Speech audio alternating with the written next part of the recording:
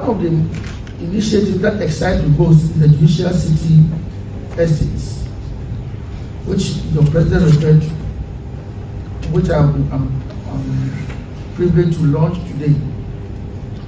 The project is directed to one of my key priorities, the welfare of staff and judicial officers. Access to affordable housing is a fundamental need, and your vision to support members in securing land and eventually owning decent homes before retirement is truly remarkable.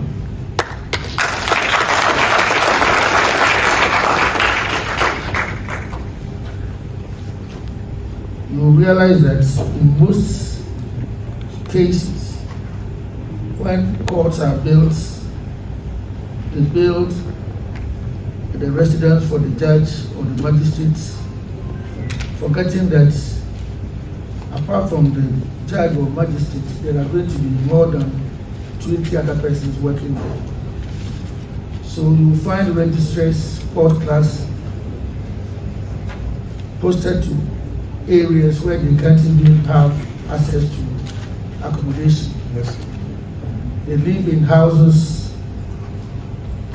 owned invariably by persons who turn out to be litigants in their courts. And it becomes a very important, a very